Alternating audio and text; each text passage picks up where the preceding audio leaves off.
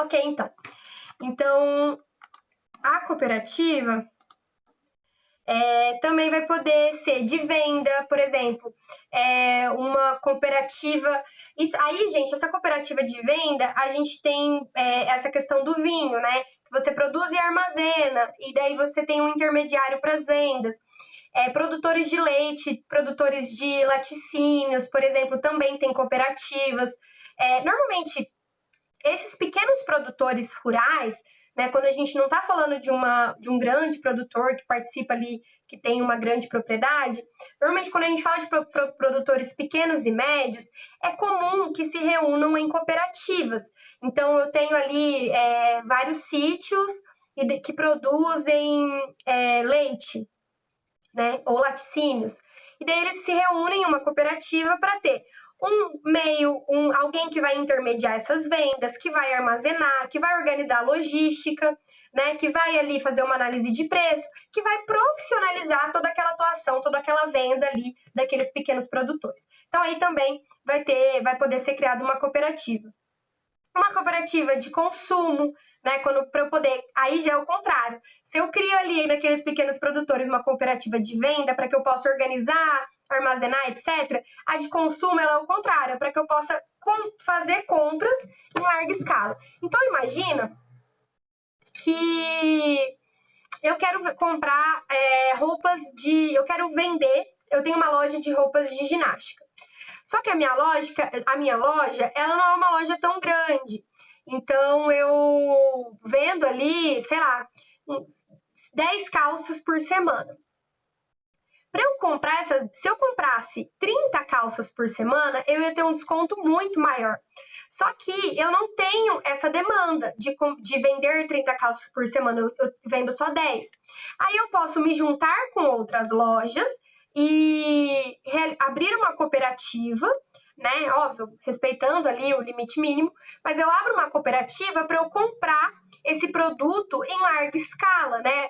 Então aí a gente consegue um desconto e consegue comprar mais barato e vender mais barato.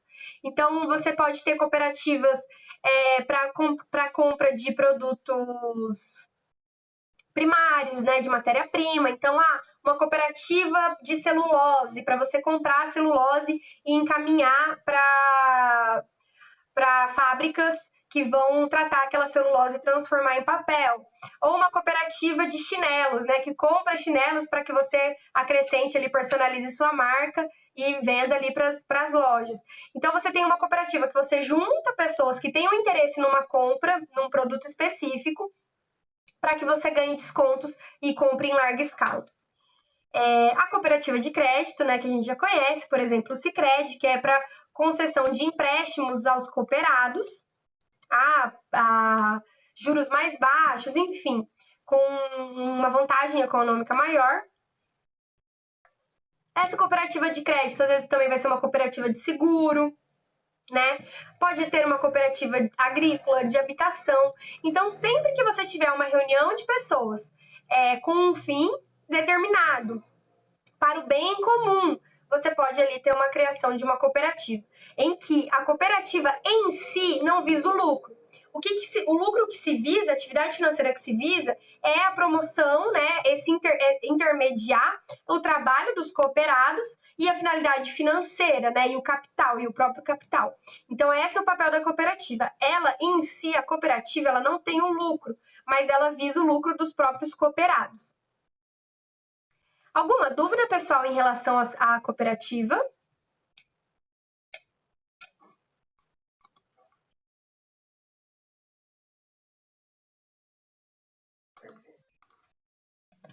Podem falar se vocês ficarem com dúvidas, gente.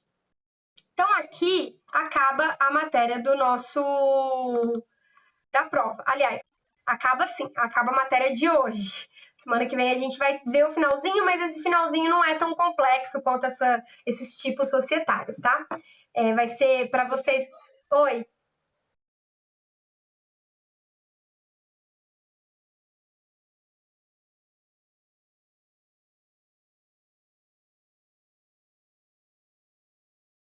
Ilimitada?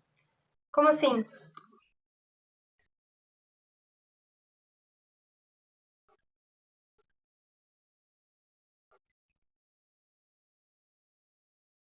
Tá, peraí, lá no comecinho da aula? Ah, não, da aula passada, né? Tá. Peraí que eu não sei lei de cor, não. Deixa eu ver aqui. É porque a sociedade limitada, ela vai ter uma previsão tanto no Código Civil, é... Bom, você vai poder aplicar o Código Civil.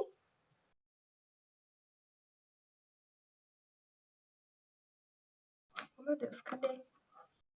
A lei de 2010.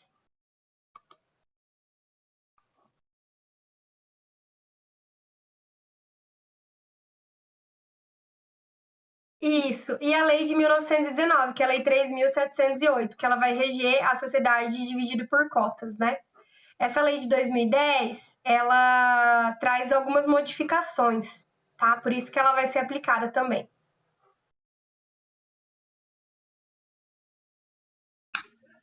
É porque essa lei, ela traz algumas modificações no próprio Código Civil. Então, se você for no Código Civil, já vão estar lá essas modificações trazidas pela lei de 12.000 e etc.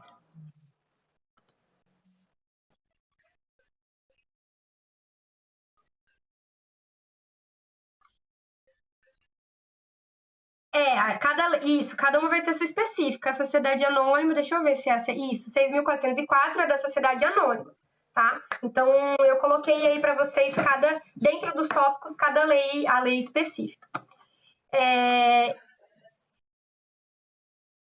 Porque assim, e mesmo com as leis específicas, vocês também vão encontrar disposições no próprio Código Civil, tá? Então é importante que vocês observem se existe algum pedacinho, algum artigo específico no Código Civil.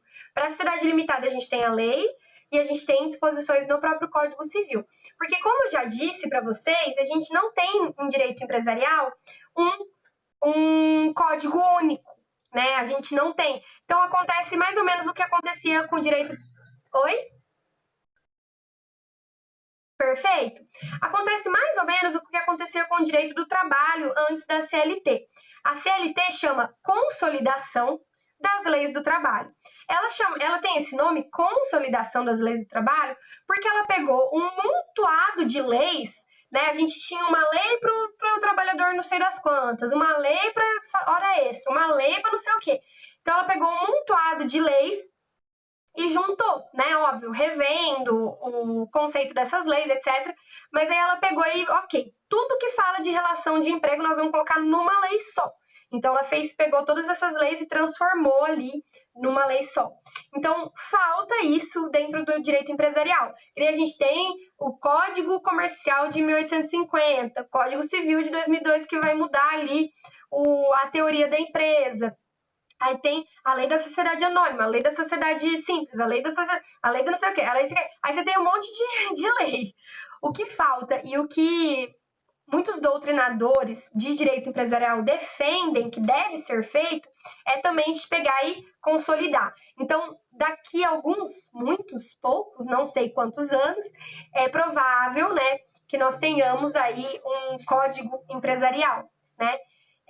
Ainda se discute muito, a gente não tem uma previsão a curto prazo, mas o provável é que aconteça igual aconteceu com a CLT, e você tem uma união de todos esses termos, esses termos, essas leis, esses artigos esparsos, e coloque tudo ali dentro do direito empresarial. Sim, e assim, gente, quando a gente tem um código, a gente tem todo o espírito daquele código. Então, por exemplo, o Código Civil ele é harmônico, ele tem uma ideia, né? Ele tem um princípio, um começo e um fim. A CLT, ela tem ali regras gerais, né? Então, assim, eu não preciso estabelecer em cada título o que aquele título vai tratar. Eu já tenho ali as normas gerais, os conceitos gerais. Eu não preciso fazer análise das leis de maneiras esparsas, né? Então ele traz uma segurança jurídica muito maior.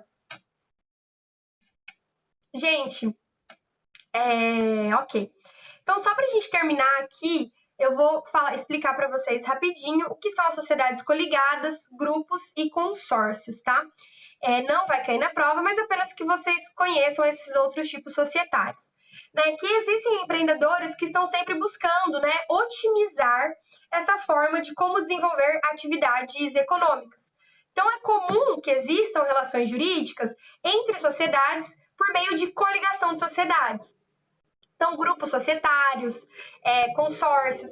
Lembra que eu falei para vocês? Acho que foi na turma da manhã. Algum aluno falou assim: professora, eu posso ter mais de um objeto social numa empresa?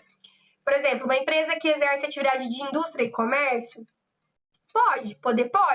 Mas o mais comum, principalmente em empresas grandes, é que você faça empresas separadas para cada atividade, né? E daí você junte essas empresas em grupos societários, em grupos econômicos. Então, eu tenho uma empresa de indústria, aí uma empresa de indústria que produz roupas, uma empresa de transporte dessa mercadoria, uma empresa de venda dessa mercadoria. Então, eu constituo empresas que elas juntas constituem ali uma atividade muito mais complexa, mas eu separo ela em empresas para que eu tenha uma segurança jurídica maior, uma segurança patrimonial, uma maior organização dentro ali da própria estrutura comercial, né? Eu denomino ali um grupo de administradores para cada empresa, etc. Então, alguém ia comentar alguma coisa?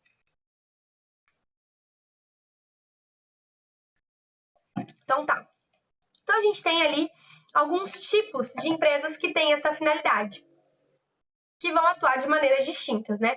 As sociedades coligadas são essas relações entre as próprias sociedades, né?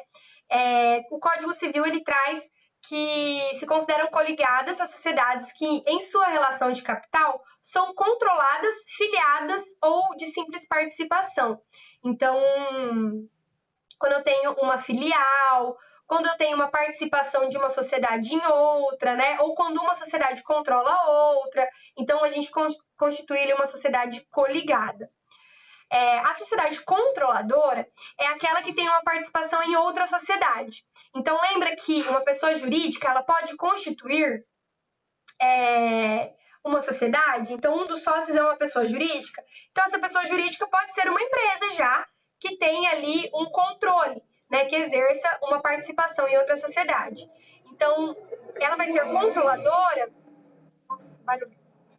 Ela vai ser controladora quando ela tiver um montante daquelas cotas, daquelas ações, a ponto de exercer, de ter a maioria dos votos nas deliberações, né? Então, vai prevalecer a sua vontade.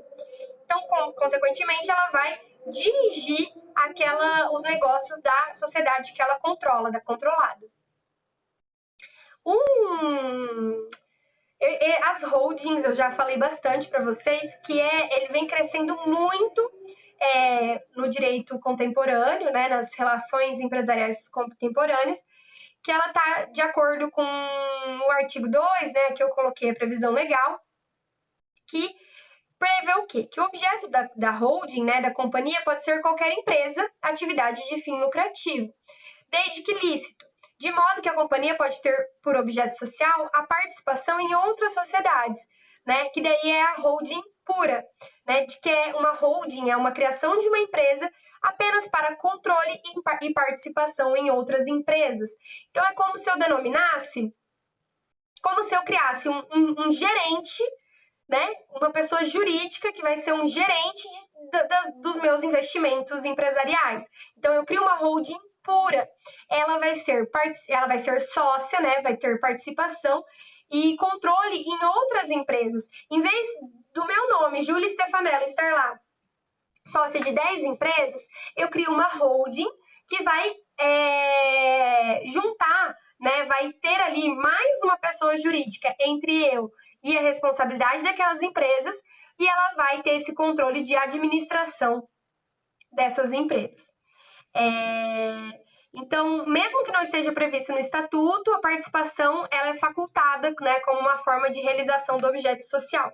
Então, essa holding ela pode ser tanto de participação como de controle, né, apenas de controle, ou apenas para ter um benefício fiscal. Se quem controla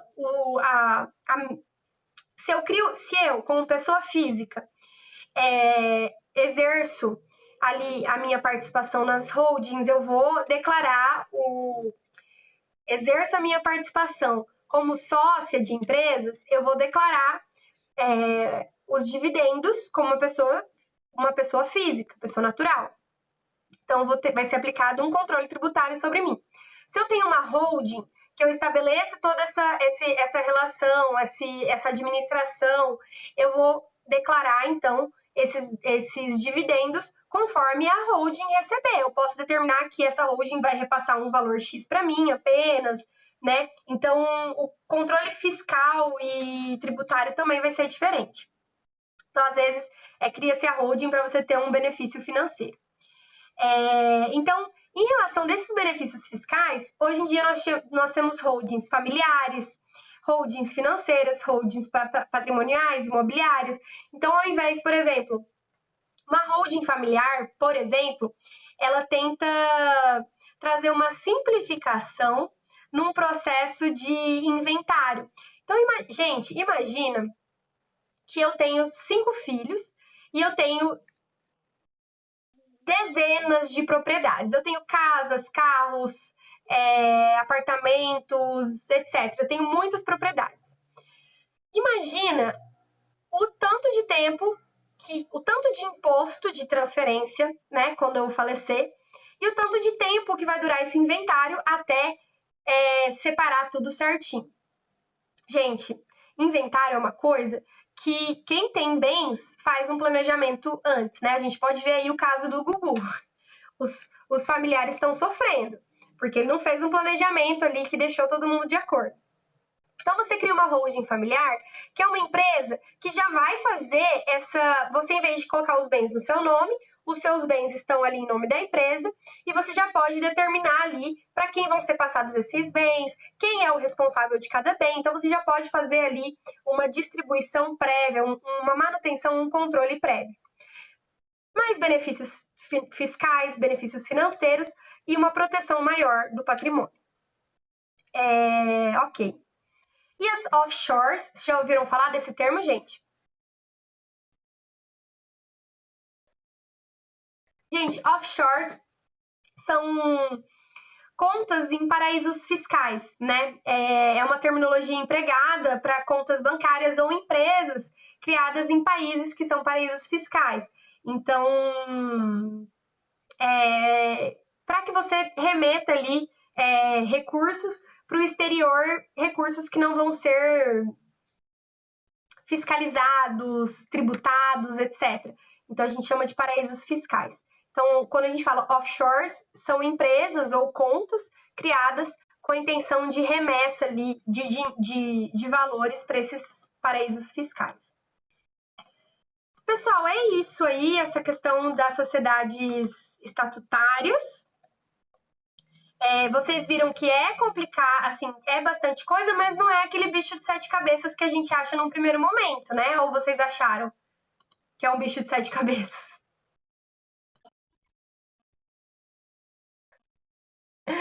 Ai, gente, sim, são muitos detalhes, mas, por exemplo, né, vou vender meu peixe agora. Eu acho que são detalhes, mas não são detalhes complicados, né? Por exemplo, se são detalhes técnicos, né? Então é isso, não tem uma margem ali para interpretação.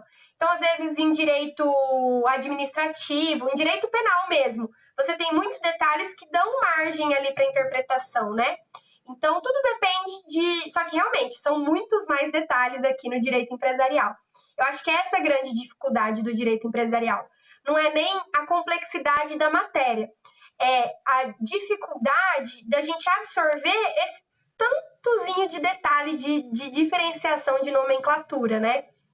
Enquanto, por exemplo, no direito civil, você tem menos conceitos, que eles são muito mais amplos, muito mais abertos à própria interpretação, né, de quem está analisando ali o direito, mas eles são menos conceitos, então você consegue ter um controle maior ali do que você está aprendendo, né?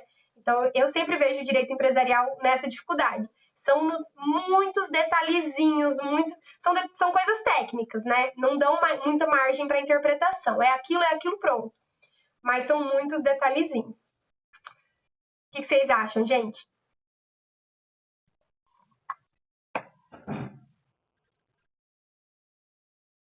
É isso aí, né?